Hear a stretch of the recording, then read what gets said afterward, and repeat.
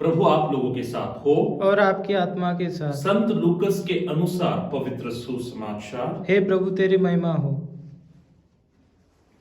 क्रूस पर चढ़ाए हुए कुकर्मियों में एक इस प्रकार ईसा की निंदा करता था, तू मसीहा है ना, तो अपने को और हमें भी बचा। पर दूसरे ने उसे डांट कर कहा, क्या तुझे ईश्वर का भी डर नहीं? तू भी तो वही दंड भोग रहा है। हमारा दंड न्याय संगत है, क्योंकि हम अपनी करनी का फल भोग रहे हैं, पर इन्होंने कोई अपराध नहीं किया है। तब उसने कहा, ईसा, जब आप अपने राज्य में आएंगे तो मुझे याद कीजिएगा। और उसने उससे कहा, मैं तुमसे यह कहता हूं, तुम आज ही परलोक में मेरे साथ होगे। प्रभु का सुसमाचार। हे क्रिस्त तेरी स्तुति हो। क्रिस्त में मेरे प्रिय भाइयों और बहनों, आज हम यीशु क्रिस्त के दूसरे शब्द पर मनन करने वाले हैं।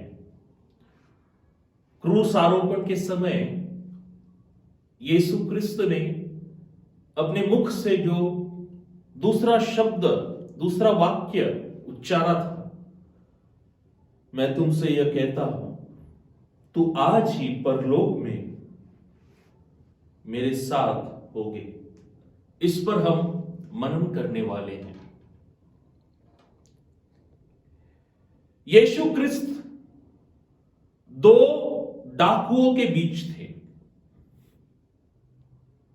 डकैतों के बीच थे, हत्यारों के बीच थे, बलात्कारियों के बीच थे। देखिए, इस अखंड जग का निर्माता, इस अखंड विश्व का निर्माता दो अपराधियों के बीच में है। एक अपराधी उसकी निंदा करता है, उसका मजाक उड़ाता है, उसका तौहीन करता है, लेकिन दूसरा डाकू पहचानता है, उसे यह दिव्य प्रकाश मिलता है जिससे वो पहचानता है कि क्रूस पर आरोपित यह व्यक्ति कोई साधारण व्यक्ति नहीं है। इस व्यक्ति को देखते हुए हमारे मन में क्या विचार आएंगे? यीशु को देखते हुए अशक्त, दुर्बल, फिर भी उस दुर्बलता में भी वो पश्चातापी चोर यीशु क्रिस्त को पहचानता है। यीशु क्रिस्त कौन है यह पहचानता है। मेरे प्रिय भाइयों और बहनों, वो पहचानता है कि यही मुझे इस अंतिम समय में बचा सकता है, और वह निराश नहीं होता,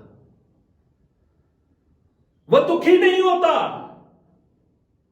क्योंकि यीशु क्रिस्त उससे कहते हैं, मैं तुमसे यह कहता हूं, तुम आज ही परलोक में मेरे साथ होगे। तुम आज ही परलोक में मेरे साथ होगे। Today you will be in paradise with me. परलोक से मानव वंश को बाहर निकाला गया था, क्योंकि मानव वंश के जो आदि पिता थे, आदम और हव्वा, वे बागी बन गए। उन्होंने ईश्वर के खिलाफ बगावत की। और अब देखिए, यीशु क्रिस्त फिर से अखंड मानव वंश को यह आश्वासन देता है, आओ मेरे परलोक में आओ, अपने पास का रहस्य के द्वारे हम यीशु क्रिस्त के साथ परलोक में एक हो सकते हैं। और यह आश्वासन यीशु क्रिस्त सर्वप्रथम उस चोर को देता है, और यह आश्वासन हमें भी दे रहा है कि अंतिम समय तक आशा है, अंतिम समय तक उद्धार है, मुक्ति है।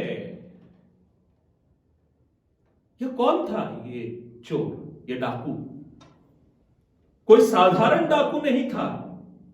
ये दोनों डाकू खूनी थे, बलात्कारी थे, चोर थे।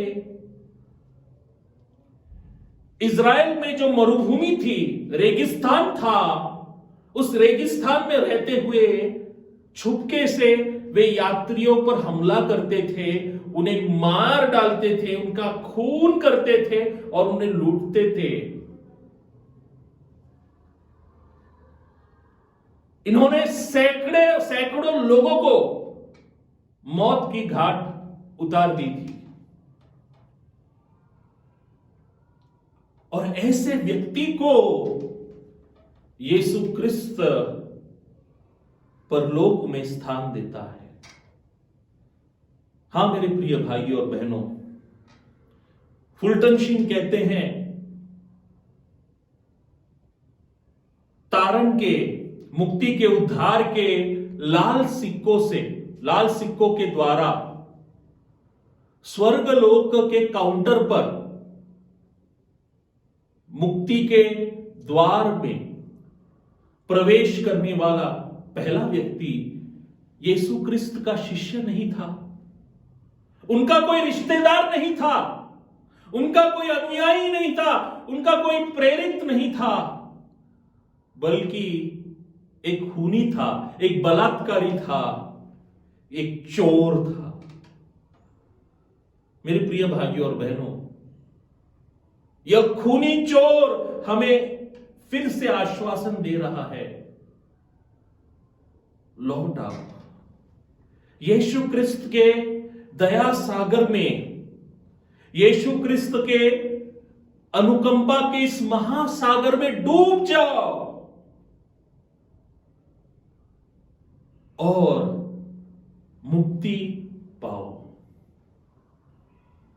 मेरे प्रिय भाइयों और बहनों, ये दोनों ही लोग जो यीशु के साथ क्रूस पर टंगे हुए थे, ये दोनों ही लोग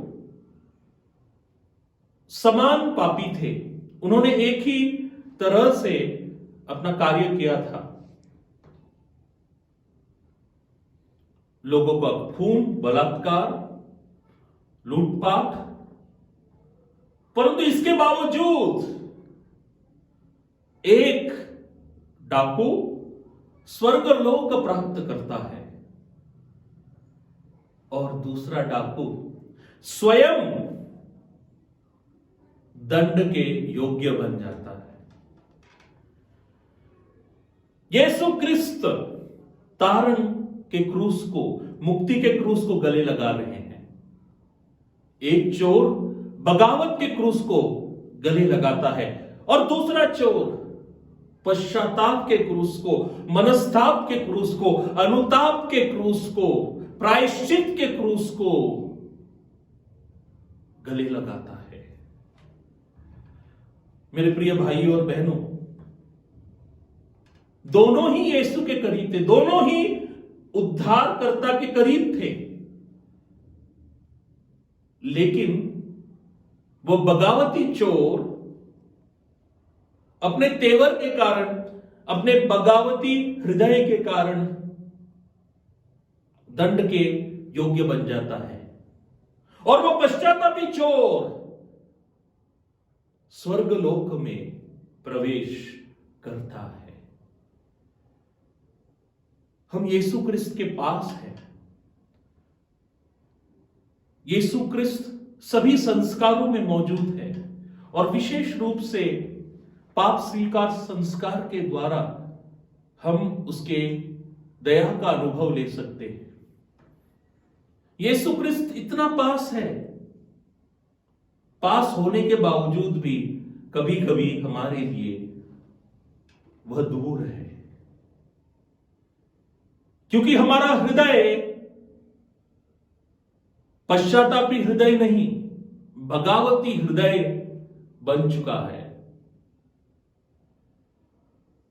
बगावती अंतकरण बन चुका है। तो आइए हम फिर से यीशु के पास आए, अच्छे रीति से पाप स्वीकार संस्कार ग्रहण करें, केवल इस प्रायश्चित काल में नहीं, इस चालीसा काल में नहीं, बल्कि जीवन भर पश्चाताप करते रहें, क्योंकि परमेश्वर की करुणा, यीशु की करुणा अनंत है, यीशु की करुणा विशाल है, यीशु का अनुकंपा विशाल है, प्रचंड है, इसका कोई माप नहीं। आज इसी चोर को, इसी डाकू को हम संत के रूप में मान देते हैं, बहुमान देते हैं। परंपरा के अनुसार यह पश्चातापी डाकू का नाम है संत डेसमस। फिर से मैं फुल्टन शीन के वाक्यों को दोहराना चाहूंगा। मुक्ति के उद्धार के लाल सिक्कों के द्वारा स्वर्ग के काउंटर पर मुक्ति के द्वार में प्रवेश करने वाला पहला व्यक्ति यीशु का अनुयायी नहीं था, यीशु का शिष्य नहीं था, यीशु का रिश्तेदार नहीं था, उसका प्रेषित भी नहीं था, बल्कि एक चोर था, एक डाकू था, खूनी था, बलात्कारी था। हम कितने भी बड़े पापी हो, कितने भी बड़े अपराधी हो, ईश्वर की करुणा, यीशु की करुणा हमारे अपराधों से भी बढ़कर है। Greater the Sinner, greater is the mercy of God. मैं अपने मनन का पर्यवसान एक प्राचीन प्रार्थना के द्वारा करना चाहूंगा। हे प्रभु, तूने उस पश्चातापी चोर को, डाकू को स्वर्गलोक दिया, मुझे भी आशा दे, मुझे भी तेरा प्रेम का अनुभव दे।